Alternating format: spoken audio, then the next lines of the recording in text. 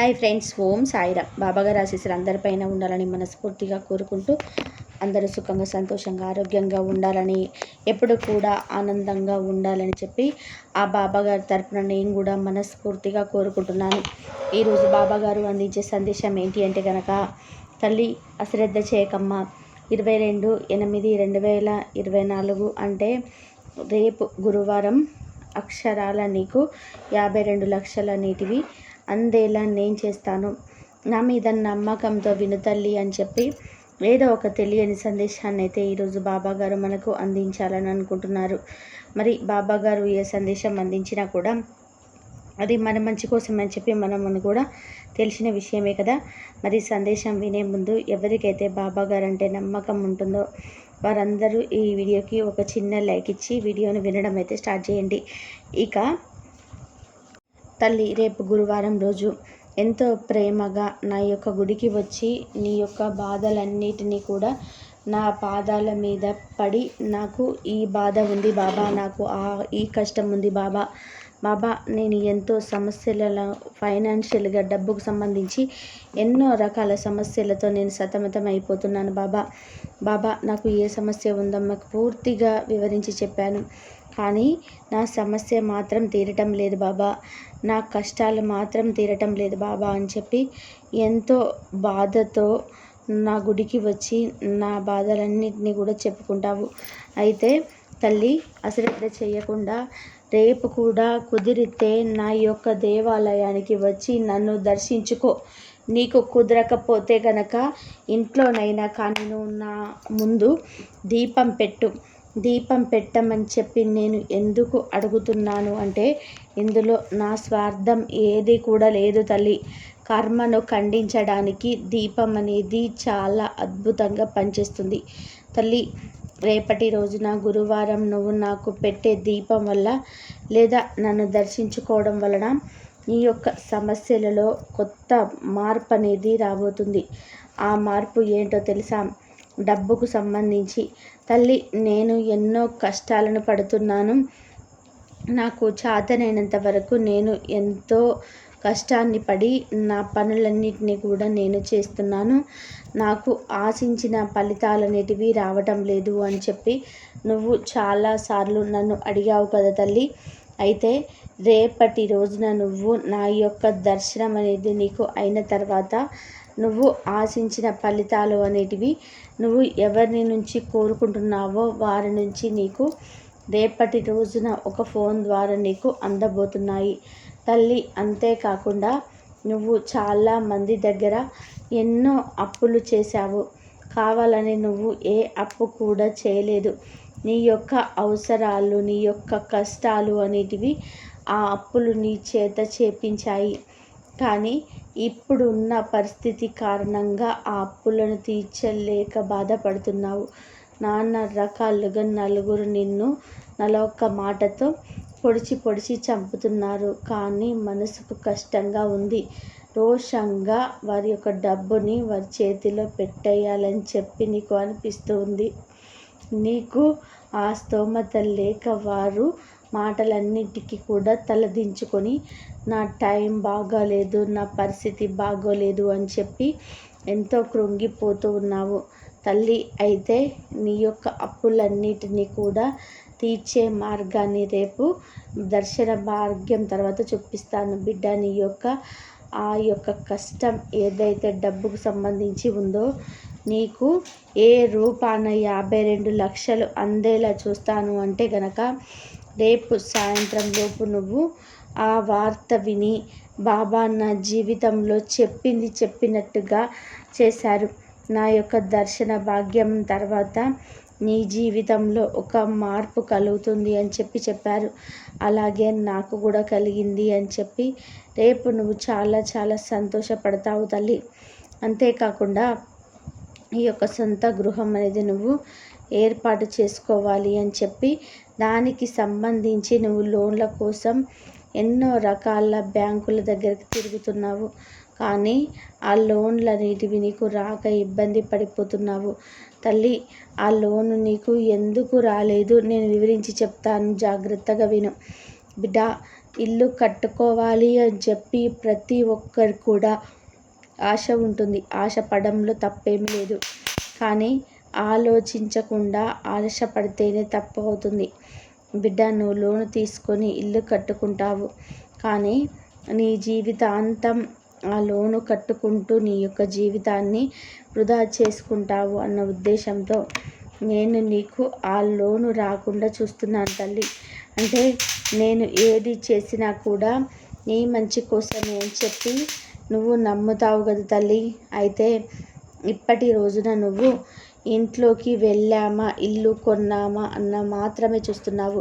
కానీ నువ్వు ఒక 30 లక్షలు లేదా ఒక 25 లక్షలు నువ్వు బ్యాంకులో కనుక తీసుకొని వచ్చి ఉంటే నెల నువ్వు దగ్గర 25,000 నుంచి 26,000 వరకు కట్టాల్సి ఉంటుంది.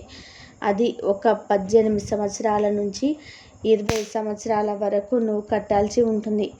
దాని యొక్క పూర్తి మొత్తం అసలు వడ్డీ 2 కలిపి నీ భారం అనేది, అంటే నీ మీద ఆ భారం అనేది పడుతుంది. దానికంటే నువ్వు నెలకి 26,000 కట్టే కంటే కూడా నువ్వు చక్కగా ఎక్కడైనా అద్దెకున్నా కానీ నెలకు 5,000లో నీ యొక్క సమస్యలన్నీ కూడా తీరిపోతాయి. మిగతా 20,000 పెట్టి నువ్వు హ్యాపీగా నీ జీవితాన్ని గడుపుకోవచ్చు. ఇక నీ యొక్క సొమ్ము సొంత గృహం అంటావా, నీ దగ్గర ఉన్న ధనాన్ని కొంచెం కొంచెంగా చక్కగా పొదుపు చేసుకో. 2-3 చీటీలు వేసుకో.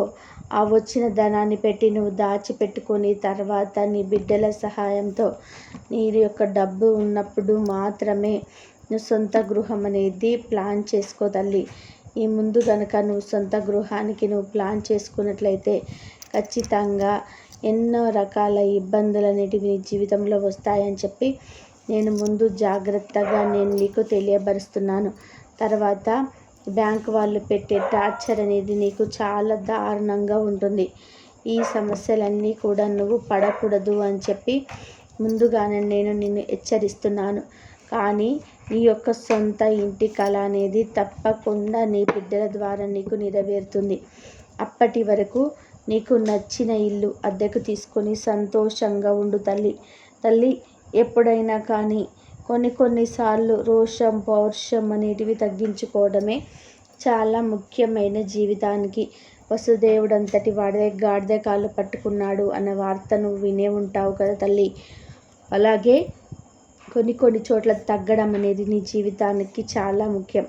కానీ నీకంటూ ఒక సమయం అనేది తప్పకుండా వస్తుంది.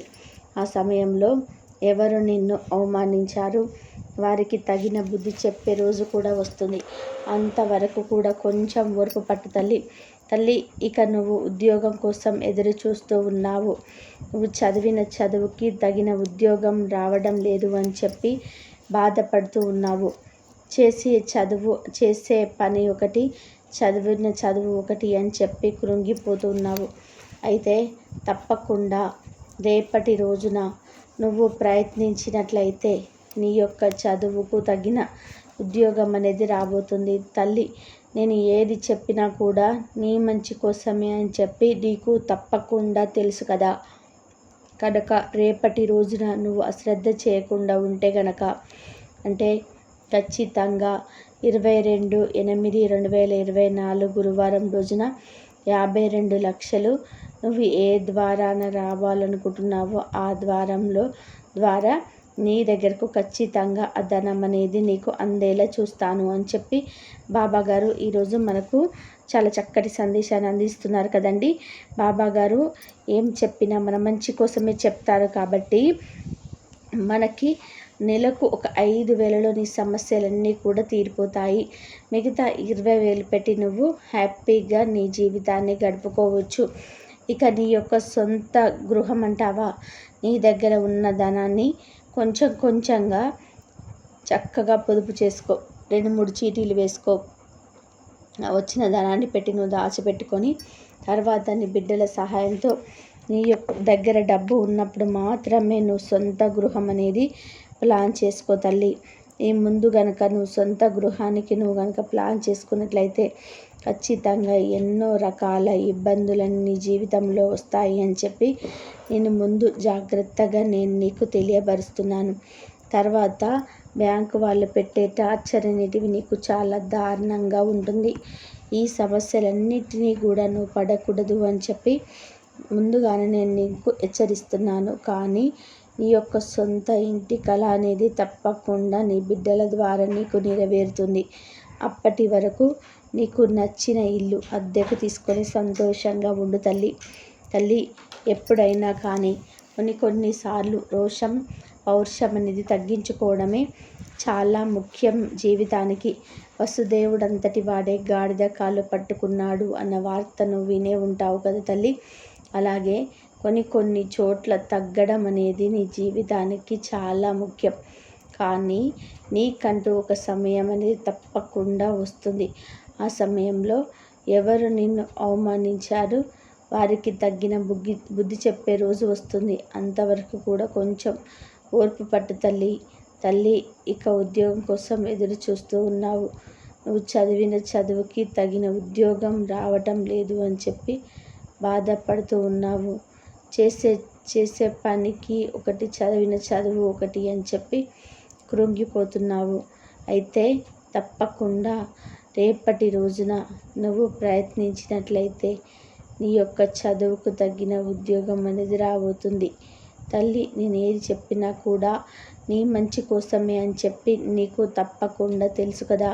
కనుక రేపటి రోజున నువ్వు అశ్రద్ధ చేయకుండా ఇదండి ఈరోజు వీడియో. నా వీడియో కనుక మీకు నచ్చినట్లయితే ప్లీజ్ లైక్ చేయండి, షేర్ చేయండి, సబ్స్క్రైబ్ చేయండి. సర్వే జన సుఖినో భవంతు. అందరూ బాగుండాలి, అందరిలో మనం ఉండాలి.